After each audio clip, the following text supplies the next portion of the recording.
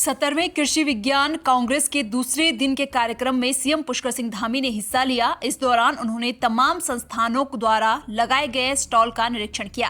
साथ ही उन्होंने विश्वविद्यालय द्वारा तैयार किए गए मंडुआ की लस्सी और बर्फी का लुत्फ भी उठाया, जिसके बाद उन्होंने दूसरे दिन के सम्मेलन का शुभारंभ किया और उत्तराखंड के प्रगतिशील किसानों को सम्मानित किया। आज हमारे प्रधानमंत्री आदरणीय मोदी जी के नेतृत्व में देश के अंदर कृषि के क्षेत्र में नए नए शोध, अनुसंधान, नवाचार हो रहा है। अन्नदाताओं को प्रोत्साहित करने के लिए अनेक प्रशिक्षण के कार्यक्रम चलाए जा रहे हैं।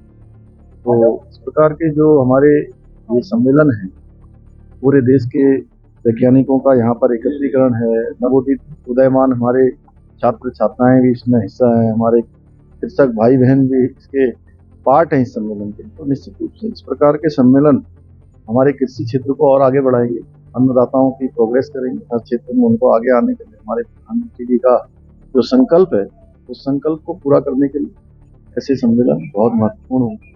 उत्तराखंड भवन एवं अन्य सन्निर्माण कर्मकार कल्याण बोर्ड में भारी अनियमितताएं सामने आई है। एक तो केंद्रीय मंत्रालय के आदेश के विरुद्ध बोर्ड ने घरेलू सामान खरीदे, ऊपर से उनमें से साइकिल और टूल किट कहां गई पता ही नहीं चला।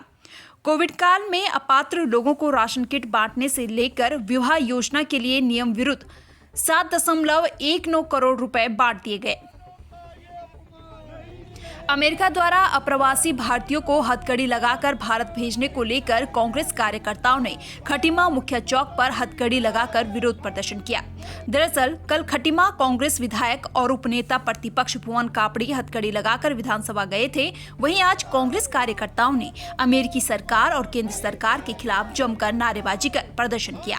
सरकार ने, ट्रंप सरकार ने हमारे लोगों को, जो भारत के जो लोग हैं, जो तमाम प्रदेशों से वहाँ पर जाकर अपने रोजगार, उन्होंने वहाँ पर अपना रोजगार लेकर वहाँ पर काम कर रहे थे, उन लोगों को जिस प्रकार से अपमानजनक तरीके से उन लोगों को वहाँ से हथकड़ी लगाकर अपने प्लेन में बैठाकर हिंदुस्तान छोड़ा है, वो बहुत अपमानजनक है। वो भारत का जो गौरव है उसको कम करने वाला जो संदेश अमेरिका ने दिया है, उसको लेकर आज हमने यहाँ पर प्रदर्शन किया है। हम इस प्रदर्शन के माध्यम से नरेंद्र मोदी जी से भी ये कहना चाहते हैं कि बार बार मोदी ट्रंप जिंदाबाद के नारे लगाने से काम नहीं चलेगा। मोदी जी को कोई ठोस निर्णय लेना पड़ेगा। जिस पर अधिवक्ता संशोधित अधिनियम बिल 2025 के विरोध में बार काउंसिल ऑफ उत्तराखंड के आह्वान पर पूरे प्रदेश में अधिवक्ता पूर्ण रूप से कार्य बहिष्कार पर हैं। खटीमा और सितारगंज में अधिवक्ताओं ने कार्य बहिष्कार कर बिल के खिलाफ जमकर धरना प्रदर्शन किया और नारेबाजी की। अधिवक्ताओं की माने तो केंद्र सरकार द्वारा यह बिल लाकर अधिवक्ता के अधिकारों का हनन करने का प्रयास किया जा रहा है। ये कि जो है अधिवक्ता संशोधन विधेयक 2025 प्रस्तावित है, इसमें जो है कि हम लोग विरोध कर रहे हैं। लगातार आप देखिए कि खटीमा में, रुद्रपुर में, सितारगंज में, तीनों जगह से विरोध की खबरें आ रही हैं। ऊपर नैनीताल जिले से भी आ रही है, देहरादून से भी आ रही है, पूरे प्रदेश के अंदर चल रहा है।